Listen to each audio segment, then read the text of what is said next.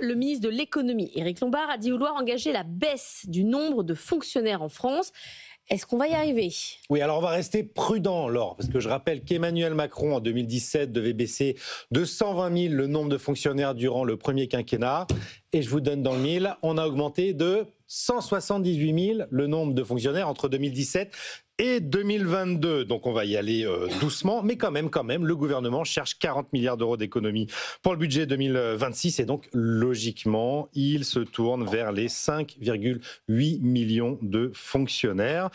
On peut dire qu'il y a de la marge. En 25 ans, le nombre de postes a augmenté de 23% quand même, alors que la population, elle, n'a augmenté que de 14%. Et encore en 2023, on a embauché près de 62 000 nouveaux postes supplémentaires. Alors le sujet est toujours le même, c'est on prend qui ? On prend les profs, on prend les policiers ? Bah oui, évidemment, le diable est dans les détails. Parce qu'en réalité, vous avez la fonction publique d'État, celle qu'on fantasme comme obèse.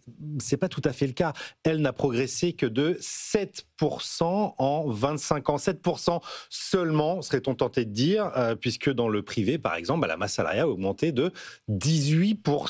À l'hôpital, le nombre de fonctionnaires ont augmenté en un quart de siècle de 36%. Oui, mais la population croît, la population vieillit.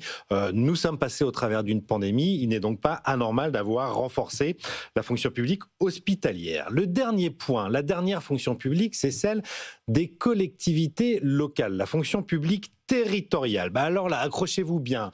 En 25 ans, c'est plus 46% de nombre de postes. Alors c'est peut-être par là qu'il faut commencer, et notamment par le bloc communal. Le bloc communal, c'est quoi ?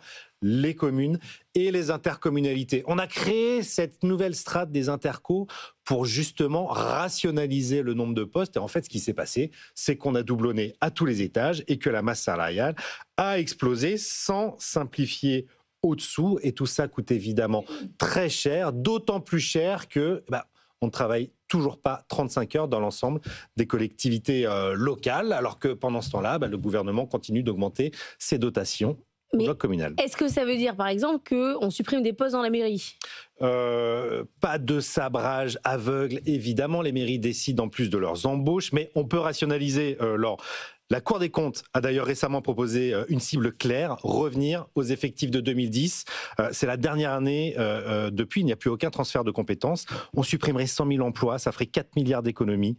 En alignant la durée du travail, on pourrait aussi encore économiser 1,3 milliard. Et on peut aussi mutualiser les services entre les communes et les intercos. C'est jusqu'à 3 milliards d'économies, près de 8 milliards au total. C'est un bon début pour trouver les 40. Est-ce qu'on